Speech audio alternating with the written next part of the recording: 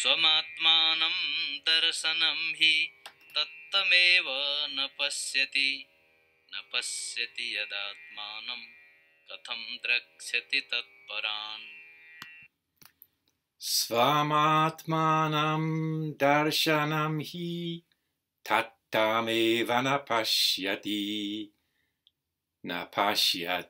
ātmānaṃ kathaṃ drakṣyati parān. MMK chapter 3 verse 2. For that act of looking does not see its very own essential self. How will what is blind to itself see others?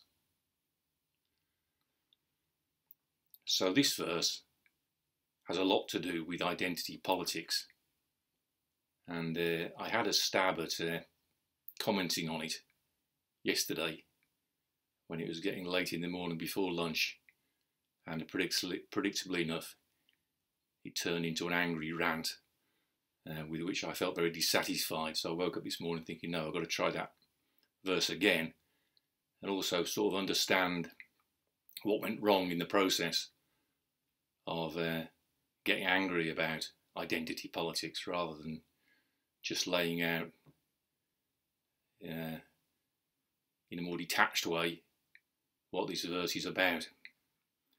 And of course, ironically enough, it goes back to this thing of exploring, being the explorer or being the one who sees. So ironically enough, this chapter is really going straight to that point. The title being Pariksha, exploration of ātmānaṃ,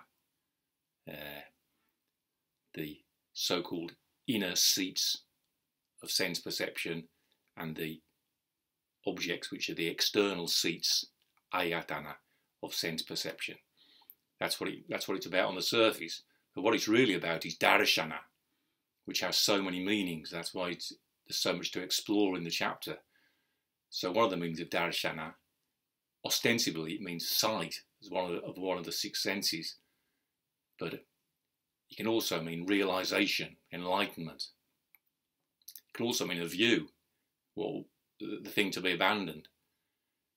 But it, as an action, as a action noun, it occurred to me in the process of talking about this chapter, after one or two false starts, that darśanaṃ means the act of looking. The act of looking. So the act of looking is very much to do with exploring, although the verbal root is different. The verbal root in pariksha is iksh, to look, and in darśanaṃ it's drish, which means to look or to see. But I realise that I think anyway that Nagarjuna is playing with the ambiguity of darśanaṃ. So ostensibly this chapter is about the senses, but the conclusion of the chapter is the senses are just a convenient fiction. But what is not a convenient fiction is our exploring, the act of looking. I think that's the essence of what this chapter is about. So, as I say, ironically enough, in responding or reacting to this verse 2, what did I do? I put myself in the position of the one who sees, the one who knows, the one sitting on his high horse. And reflecting on that again, that's probably in the background what Ron Collier was noticing. What stops me actually being helpful, what stops the work being helpful to others, is that, because what I was doing yesterday was expressing hatred, not only for the ignorance, but the ignorant ones, especially the ignorant ones on the left. And what do I hate about them is their intellectual arrogance to think that they know the truth, especially the young whippersnappers who haven't studied the history of socialism and so on. So as it ever was, the thing that you hate and criticise in others, there's always that thing of you point your finger and three are pointing back at you. So another thing which is interesting which it helps me reflect, is that my sort of daily practice, sort of following the routine of a temple, really, where you get up, practice zazen, have breakfast, and then do samu, chores, and then practice zazen, and then have a lecture, and so on. So there's four practices of zazen during the day, generally, in a Zen retreat. And when we used to have a Zen retreat in Japan, I never used to like samu, partly because I was never quite sure what job I was supposed to be doing or how I was supposed to be doing it. But I really enjoy my daily chores here, which is mainly picking up horse manure. I usually, on my compost heap, I put two barrow loads of dirty straw and 8 buckets of horse manure. That's my average load for a morning, and I love it. I go out into the garden, and I'm the one who looks. You know, I love going out. You can see with the edge of the forest here. I love stepping out into the fresh air and just being the one who breathes, being the one who looks, and then being the one who shovels shit. Being the one who lugs the buckets, the heavy buckets. Just, I'm in my element doing that. And so this work should really be the same. It should be practice, enjoyable practice. But you see, what leads you off the middle way is taking a view, being the one who sees, the one who knows. And also, you see, it's chesta yatra gatis tatra, where chesta yatra, where there is action, where there is physical bodily action, there is a way to go. So this is physical, this is bodily action, using the voice, using the eyes, sitting in lotus. So that's why I'm doing it like this, because it's more real practice, you know, to actually use one's voice to speak the meaning out loud as far as possible. And then to spend a day like that, there's work, and then there's rest. To practice zazen is to rest, you know, have lunch and have a lie down. It's a rest. So it's not all about doing, you know, hard work all day long. It's sampravritischa nivritischa, kathaṃ samā. So, like there is a way to go, there is sampravriti, positive action, stepping forward, stepping forth, and nivriti, turning back, stepping back. So, again,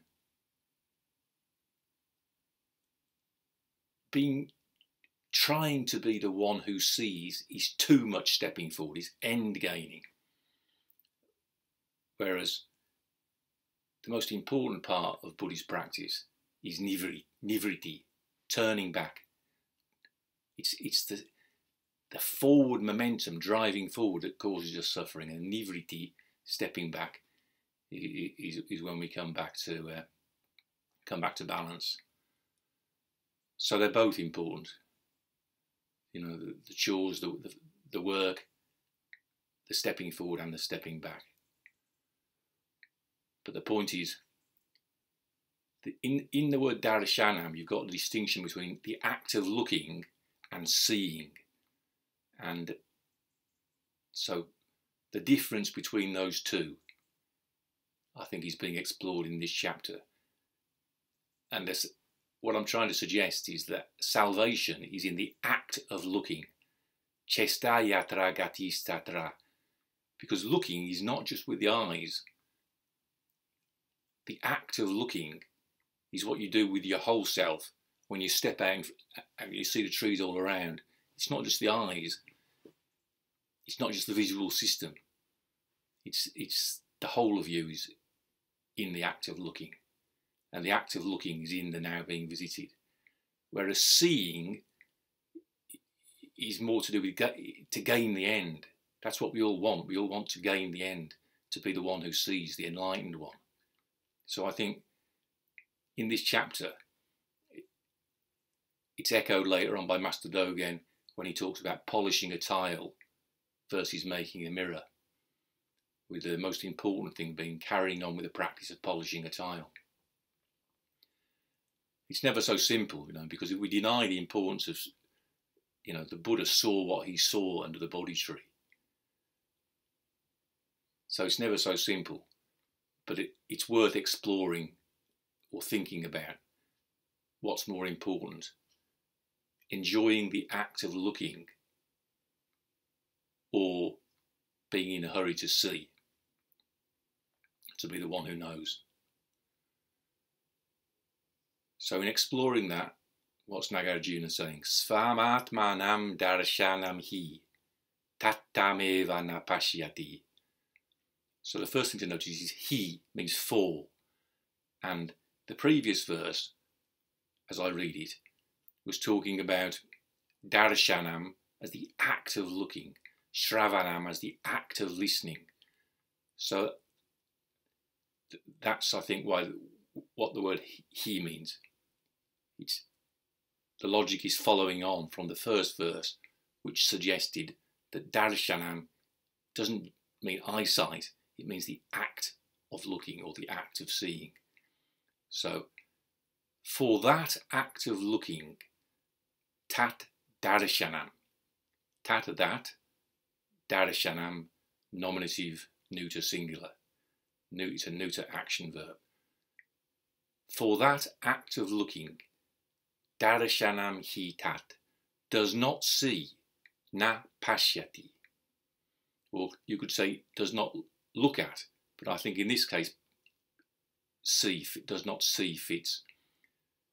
Its very own essential self. So that's svam ātmānaṃ tam eva. So in short, it means for that act of looking does not see itself. But there's a lot of emphasis. So svam means itself or its own. ātmānaṃ means self or itself or essence. So svam ātmānaṃ could be its own essence.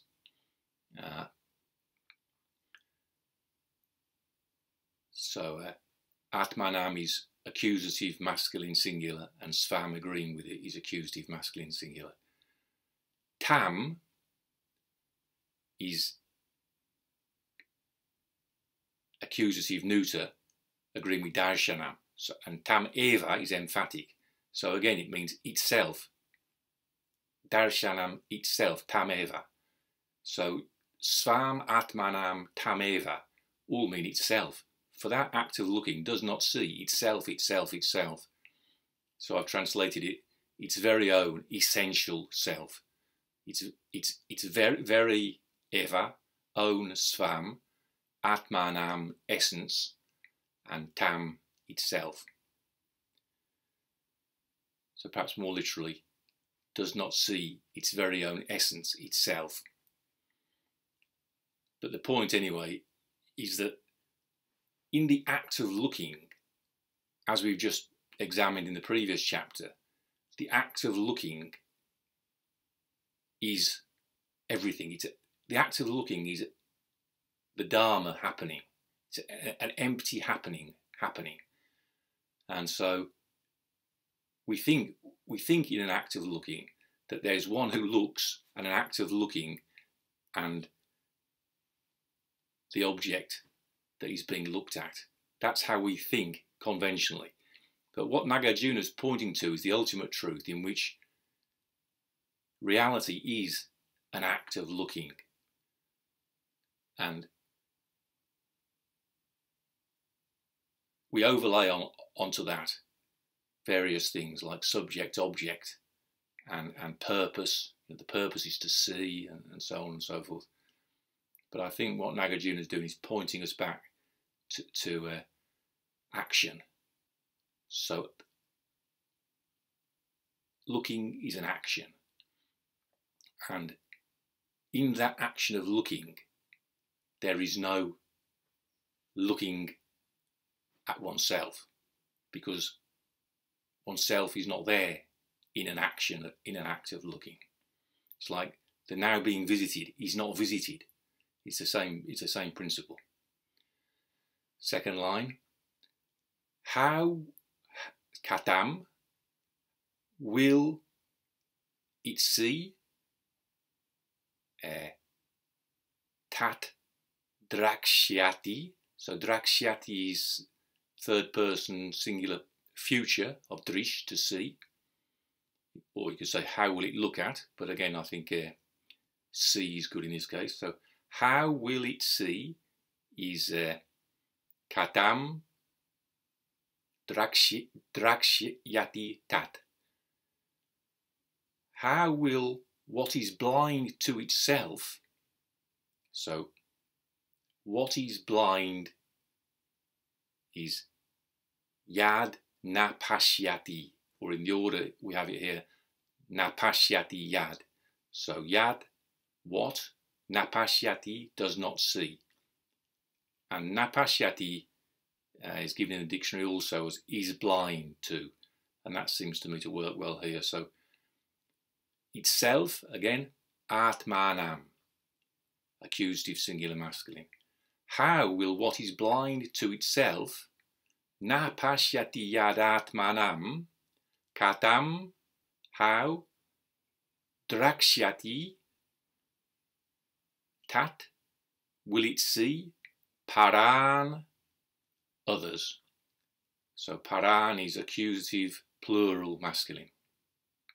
Parān, others. How will what is blind to itself see others? How, kathaṃ, will see, drakṣyati, what is blind to itself, na paśyati yad ātmānaṃ, see others. Others is parān. Na paśyati yad ātmānaṃ, kathaṃ drakṣyati tat parān. Na paśyati is blind to, does not see. Yad, what?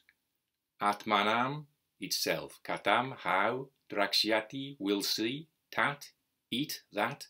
Parān, others. How? So, what is blind to itself, how will that see others?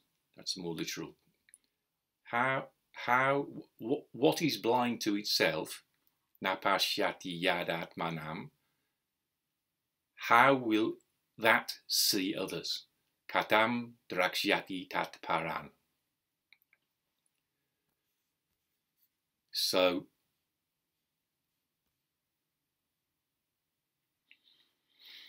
rather than pontificate about identity politics, which has very much to do with self and others, I thought I would be on safer ground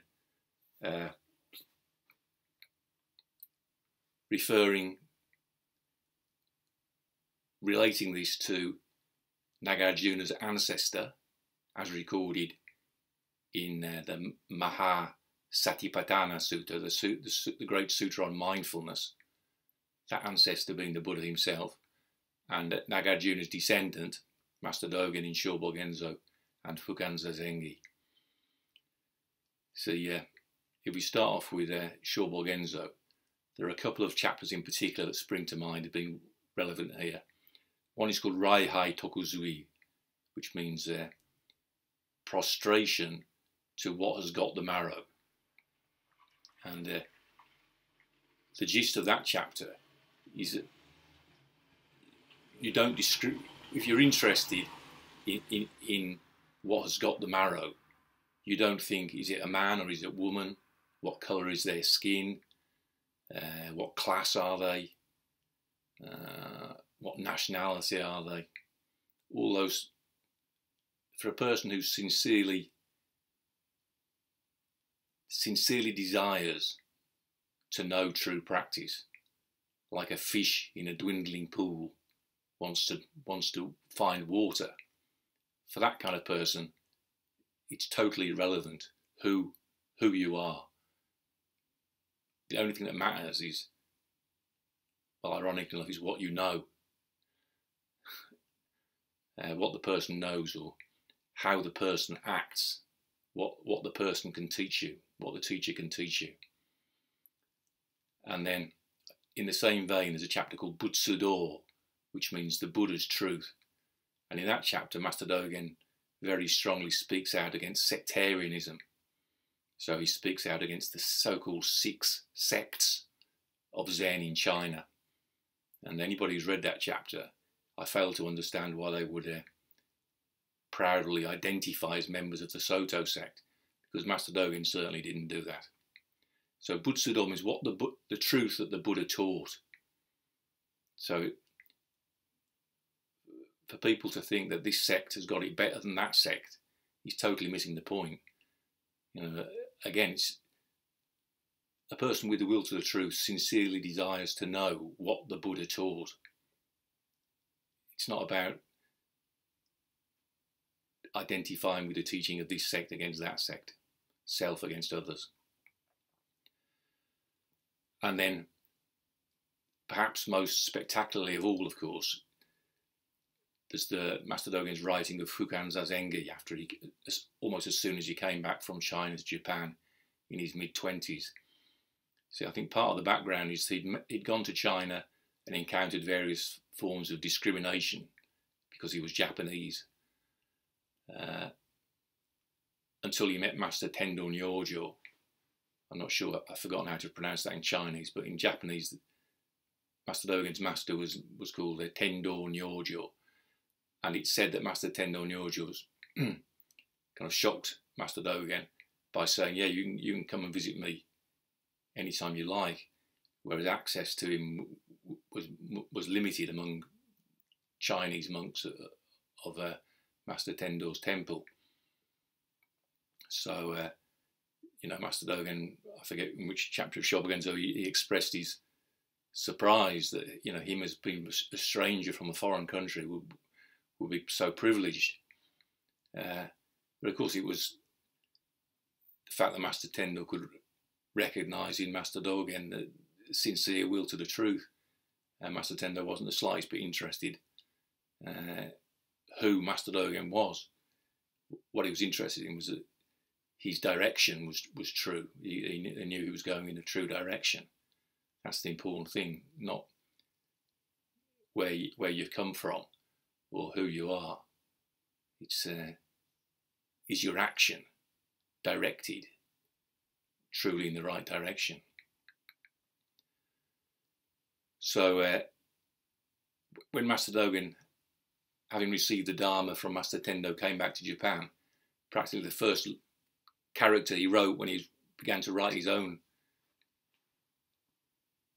instructions for how to practice. Fukan Zazengi. So gi means rules, zazen, sitting meditation, kan, recommended, fu, everybody, universally. Okay, so not for monks or lay people, not for Soto practitioners or Rinzai practitioners, not for men, not for women, everybody, universal. So if you think about why Master Dogen was like that, it was because he dropped off his own body and mind. He understood, as expressed in Fukan Zazengi and expressed in Shobogenzo, just to sit is to drop off one's own body and mind. As he says in Genjo Koan, to learn the self is to forget the self. To forget the self is to drop off body and mind. Now again, I think this verse is the precursor to that teaching of Master Dogen's. For the act of looking, so Zazen can be, you can, below the surface, the act of looking is true Zazen, just sitting. For that act of looking does not see its very own essential self.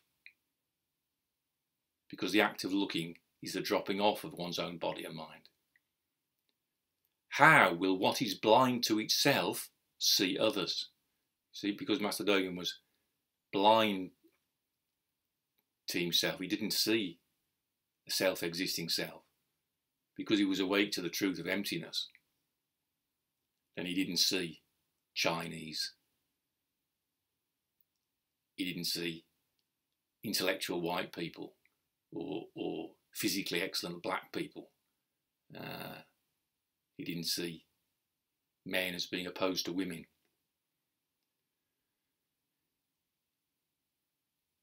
So when you think about it like that, this is something that transgender people themselves as individuals could take comfort from. But it seems to me that there is nothing here for social justice warriors who want to take sides with transgender people to take comfort from. But I'm a dangerous territory now, so I should drag myself back like a wayward dog who's disobeying its owner to talk about dropping off body and mind. See, people think of dropping off body and mind as being a Zen teaching, but I'm suggesting it echoes Nagarjuna in India here, and what Nagarjuna is echoing is the Satipatthana Sutta, where the Buddha says, well, first of all, he says, let a long breath be long and let a short breath be short. So that suggests to me, don't make any effort to change anything. So again, nivritischa, there is stepping back, there's turning back.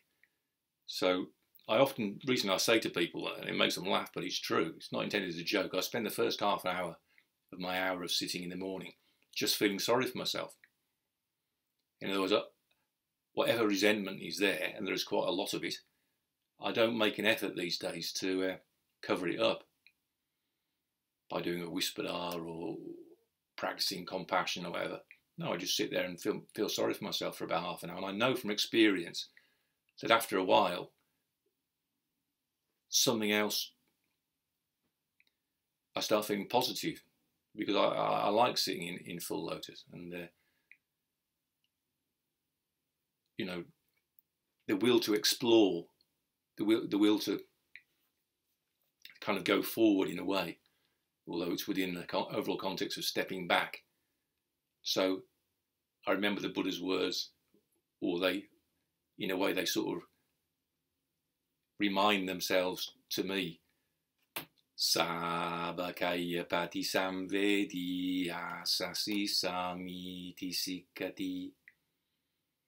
One trains oneself thinking, I will breathe in with the whole body informed with thought. That's my translation based on Marjorie Barlow's teaching, what it means to have the whole body informed with thought, which in Alexander terms is letting the neck be free, to let the head go forward and up, to let the spine lengthen and the back widen, sending the knees forwards and away. So, Sabakaya pati samvedi pasasi samiti sikkati.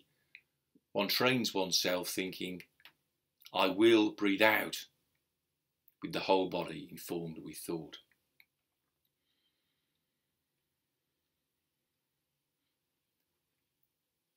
But then again, the Buddha continues,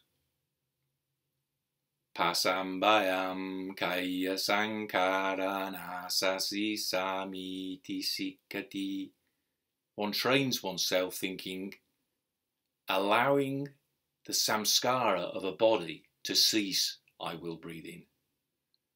And that, I submit for your exploration, is exactly the same as dropping off body and mind, allowing the samskara of a body to cease. Sa pasambayam kaya sankaran pasasi samiti sikkati.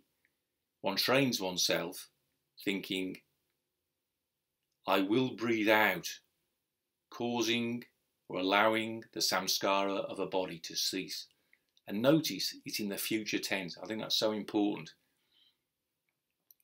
It's like Wayne Gretzky, the famous ice hockey player, used to say, quoting his father, who taught him, skate to where the puck is going, not to where it's come from. That's very relevant, actually, isn't it, to what I've just been saying about what's important is the direction you're going in, not who you are, not even what you know or what you think you know. What's important is the direction you're acting in. And again, it feeds back to what I'm saying here about, perhaps you can say a true teacher is not one who sees or one who knows, but one whose direction is true. And by following that direction,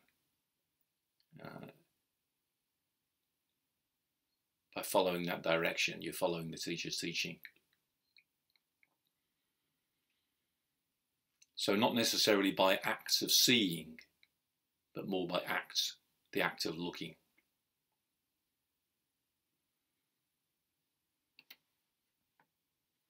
Svam ātmānaṃ darśanaṃ hi tattameva na paśyati. Na paśyati yad ātmānaṃ kathaṃ drakṣyati parān. For that act of looking does not see its very own essential self. How will what is blind to itself see others?